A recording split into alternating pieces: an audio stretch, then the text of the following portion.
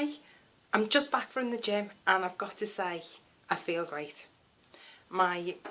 This morning I nearly cried off again. I think that's just my thing. I don't want to go and I almost go kicking and screaming. I really love my bed and I am obviously not 100% or even nearly 100% in my health. So I'm tired a lot, the fatigue is still there. Even though I've had a whole night's sleep, I'm still tired in the morning. But I did it. I forced myself in that gym. I drank 2.5 of my big bottles of water, and as I've said, I struggle to drink a lot, and on some days I can go all day and it's terrible and it's not the thing to do and it's really, really bad. But I could have like 2 cups of tea and no water, no other fluids really, apart from what you're getting in your meals, all day. And I feel so much better by having the water as well. I really do. It really, really works. I do feel more hydrated. My skin feels softer. I can't get off the loo. That's a bit of a downside. But you know, it's just like flushing everything away. So it's giving me a good flush. That sounds terrible, but you know what I mean. And once I drag my lazy big body into the gym, come out of the gym feeling, I wouldn't say I'm more energised, but I definitely would say uplifted and pleased that I made the effort. I am really pleased. And I was supposed to be talking to the trainer tomorrow, and I can't go because we've got an appointment we've got to go to. And I was thinking, we were just chatting and I was not explaining too much. I was telling him a little bit that I hadn't been well over the last year. Haven't been in a gym for about 3 years. That my energy levels are pretty low, better than they were last year. I also told him that I'm on a different type of medication than I used to be for my thyroid disease, and I've just dropped that back. And I am feeling that a little bit, mainly in the afternoons, and I am a little bit concerned. And he was saying, you know, just do what you can, blah blah blah. Oh, I lost the thread of what I was going to say. No, gosh, brain. Honestly, it's ridiculous.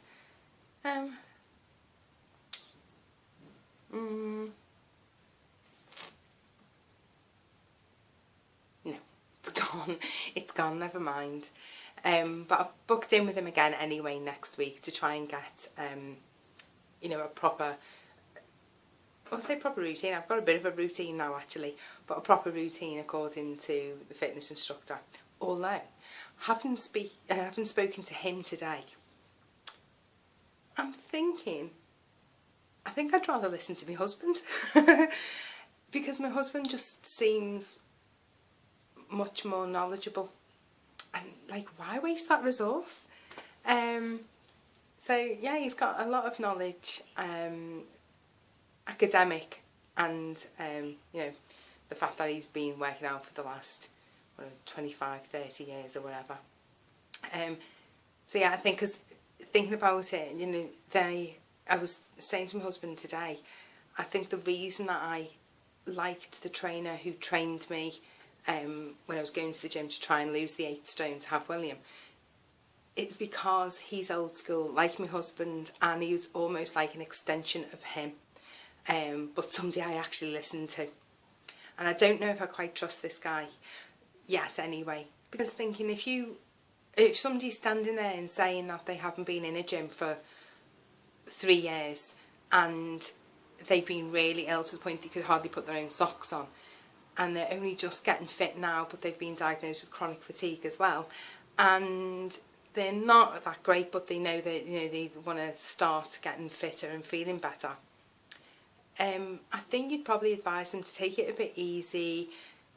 You know, you'd be keen, wouldn't you, to say, well, maybe come in this day, and this day, only do this much of such and such and this much of such and such. And he wasn't really like that. He was very nice. He was a very nice man.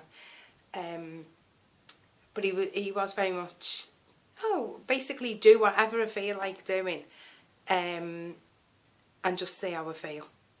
which you kind of get to a point, but I'm new to this gym. I don't know what I can and can't do at the moment, so it is a case of suck it and see. But I just thought he might say, all right, I see. Well, the best thing would be to do 15 minutes on this, or 10 minutes on this, start at this level, then increase, and then I'll check in with you again in another 2 weeks or something, and we'll review it. But it was none of that. So I don't know, don't quite trust him yet. Although, like I say, it seems like a really nice, friendly fella. So yeah. So also though, that's what I was going to say, because he was saying, as we were talking, he turned round to my husband and then looked at me and then said, "You're really hard on yourself." And my husband agreed. And he said, "Give yourself a break. You're here." He said, "You're doing it." And he said, "You've been for the last week or whatever." And he said, "You're actually doing it." And I thought, yeah, I am actually doing it. I could have not done it. It would have been really easy to not have done it. But I am doing it. So I suppose he's right. I've got to give myself some credit for doing it. And I was thinking, I was saying, about how I look, and he was saying, why is it you come in? And I said, well, it's funny. I said, because if you'd have asked me a few years ago why I was going to the gym, it was to lose weight, so I looked better, but also to lose weight to have the baby. You ask me this time, and even though, obviously I need to lose weight, it's not about that at all. It's about, I need to feel fitter.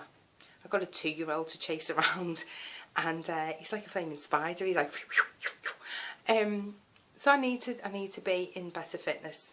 If I can lose weight, that would be great. And also, I would like to go swimming with my little boy. It's really important to me that he likes water and he enjoys water. And I'm ashamed of how I look.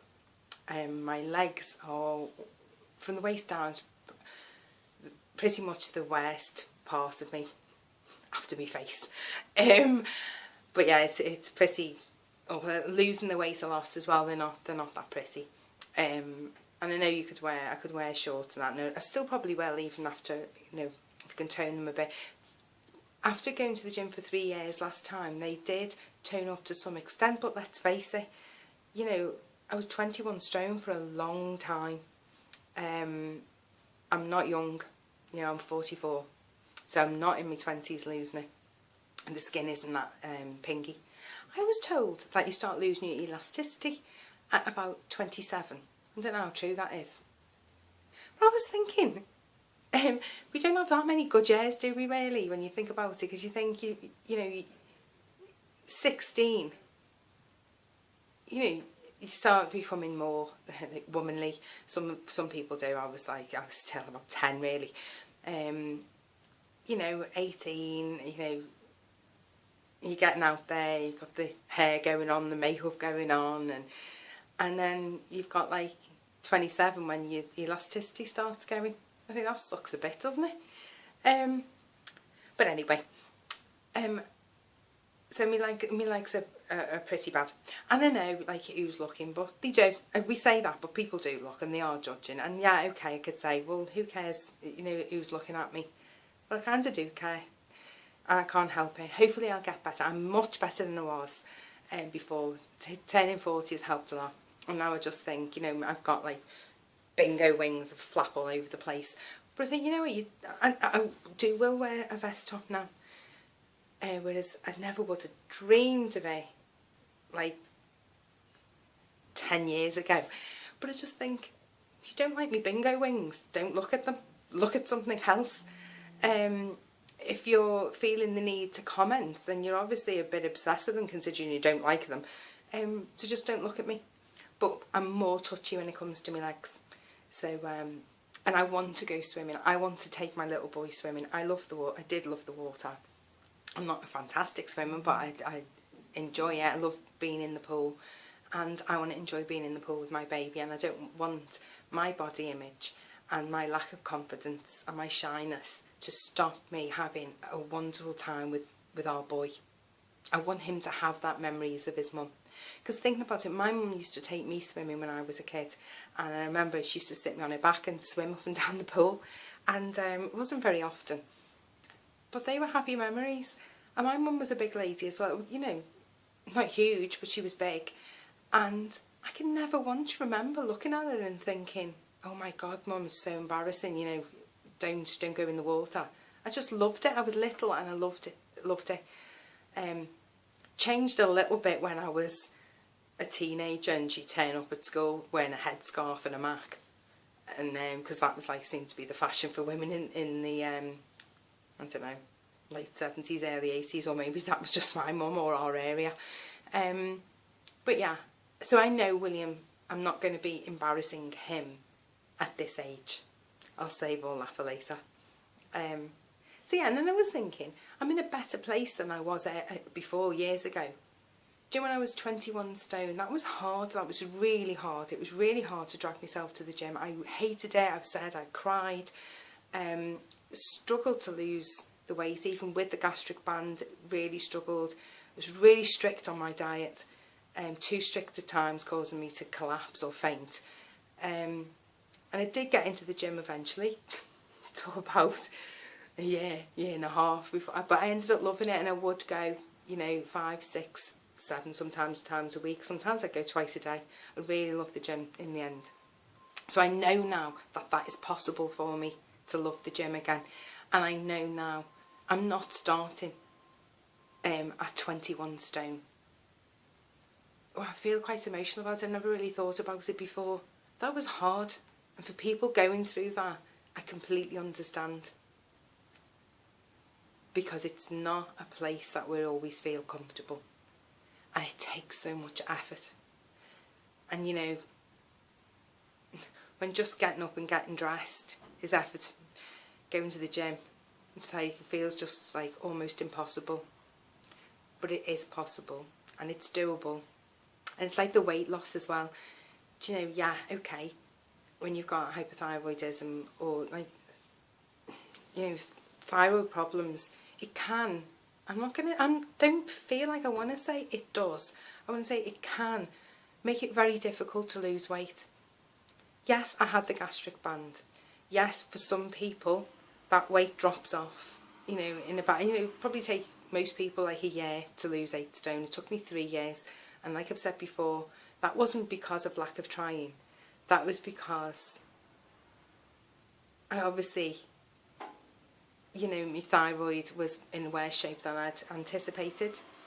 And, you know, I tried blinking hard, but I got there in the end. I lost the 8 stone. It took me 3 years, not a year, but it took me 3 years, and I did it. You know, yeah, I'd have liked to have been one of those people where it came off in a year. It didn't. But you know what? Slow and steady. I got there in the end. It just took a lot longer. And I can do it again. And I'm starting at, you know, a lighter weight. And I need to give myself some credit that, you know, I did come that far. Whatever anybody's opinion is of having a gastric band, you know, I have only started talking about it recently. I think one friend knows that I have it. My husband and immediate family know I've got one. I am ashamed that I've got one, because it was all the way through, it's felt like a cheat's way. And it also feels a little bit like, even though I've lost 8 stone, and I know, and my family knows, and my husband knows, and the trainer knew, that I was in that gym all the time and working my socks off for like 2 hours at a time.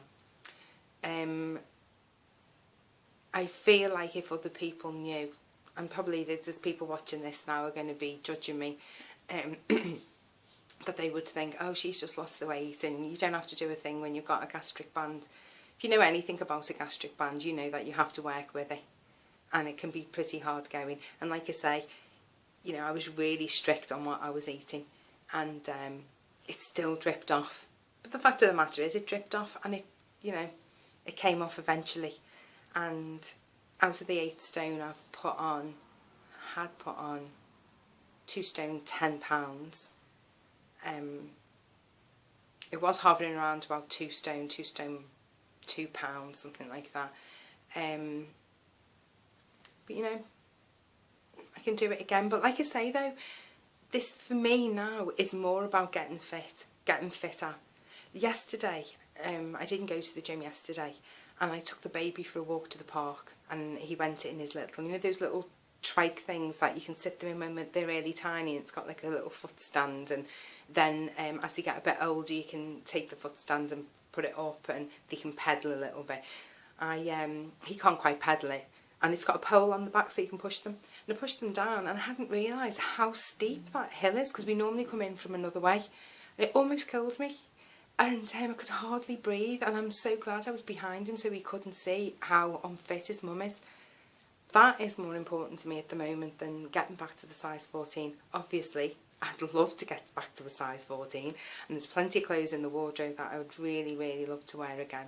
My self-esteem was higher than, then, not much, because I'm just not that type of person to be that, thinking that highly of myself. But I would like to be in that size 14 again. But the most important thing for me at the moment is feeling better and feeling fitter for me and my little boy and my husband. Yeah. So that's it. I'm just feeling pleased that I did it, and I feel like I had a bit of an epiphany, which might not last that long, that I'm okay. So what? I'm not the thinnest in the gym, but I'm in the gym, I'm trying. I'm trying, and that's it.